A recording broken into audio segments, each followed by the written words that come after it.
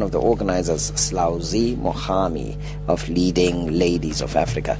Dr. Munroe, good morning. Slauzi, good morning. Morning. Thank you very much for joining us. Okay, Slauzi, first let's start about the event itself. How did it come about? Whose concept was it, and what do you want to achieve with it?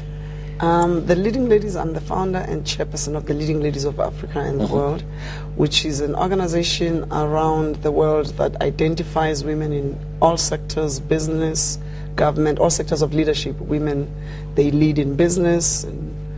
And for us, the opportunity, because we're also mentoring young, both men and women. Yeah.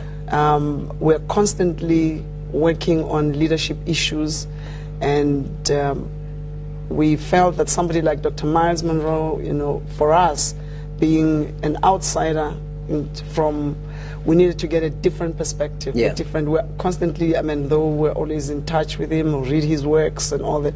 So we're busy still working. We're work in progress in terms of leadership. Okay, so what message do you bring today? Well, I guess there's nothing in the world more important than leadership, because nothing happens without leadership. Leadership determines what happens in the present and the future. As a matter of fact, history is simply the record of what leaders did or didn't do. So if we don't get leadership right, nothing is right. And as I always say, leadership is not a right, it's a privilege. And it's a privilege given to you by the followers. And so I believe that when you focus on leadership, you're really focusing on the future. You're focusing on the quality of the future that you really want.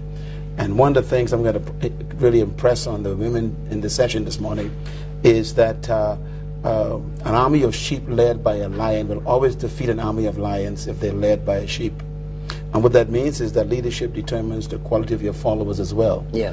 And you cannot be better than your leader. So if you want to have a better life, you must improve the quality of your leadership. Yeah. Talk a little bit about what the embodiment of leadership is. What are the qualities today? Is it the same today as it was 10 years ago? Or is it because of the changing circumstances, the demands on leaders are completely different today? Leadership is probably the most historically studied art in history. It goes all the way back to times of Moses, where Moses himself was seen as one of the great leaders of history. My definition of leadership is very simple yet complicated. I believe that leadership is the capacity to influence others through inspiration, not manipulation.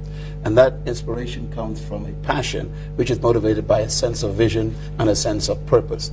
So leadership is first personal, then it's corporate. Leadership is not something you pursue, it's something you discover. Leaders are born when a human discovers something more important than their personal ambition. Leadership is You don't pursue it? Leadership is, no, true leaders do not seek followers.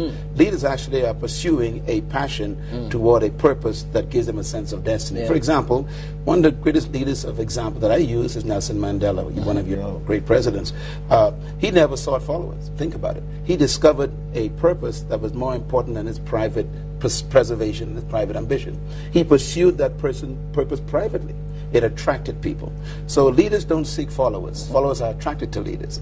Leaders are more concerned about discovering a purpose to improve the life of humanity that's more important than their personal ambition. So they sacrifice themselves to accomplish something for the greater good. Yeah. We find that very rare lately. Most people we call leaders are simply professional manipulators, and they actually are more concerned about their own promotion than promoting the people. Yeah, achieving their own objectives. Absolutely. Yeah. You've written a book that speaks about legacy in the main right now.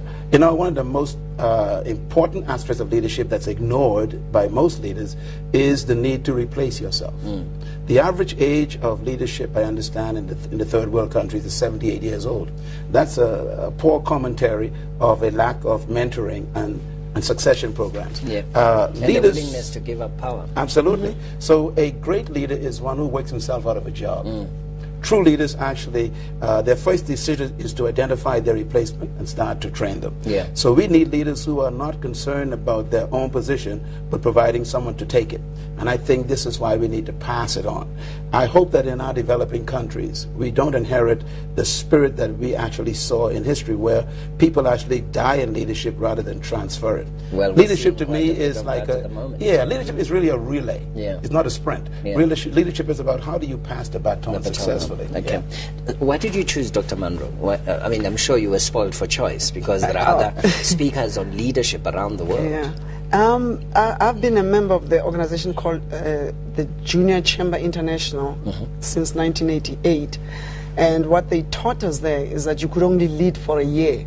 So they were, in order that the idea is that they achieve a goal of making sure that leaders don't get stuck in the position. So you come in there, you have a vision to pursue, you get in there 1 year, you reign, and you're out of there. You give other people a chance to come. So the model as we have in democratic society now is wrong? Yeah, I think... Like now our leaders in South Africa, you can have served 2 terms, that's 10 years, or is it 8 years? 8 years, after that you move on? Yeah, we're hoping that as we mentor young people, they begin to really take on from and borrow from people like Dr. Munroe.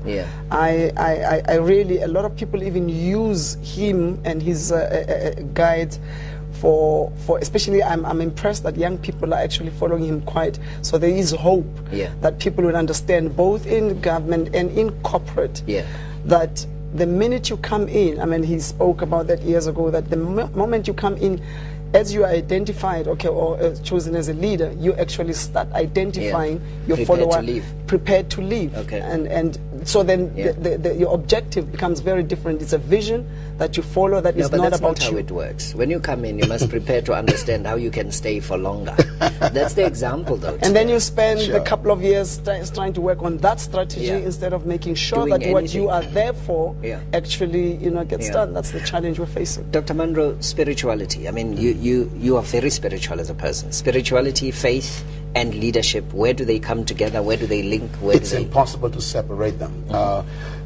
Any leader without a moral foundation is a dangerous leader, because all leaders must have a sense of accountability. They are accountable to someone greater than themselves. So I would never trust a leader who has no accountability to someone greater than himself, because that leader would Must it be God all the time? Well, obviously, in my conviction, it must be the Creator. Because we are not put on this planet just to make a living. We are here to actually make a difference. And therefore, we must find out what that assignment is. And our sense of spirituality is what creates our moral convictions, our value systems. It also creates how we handle people.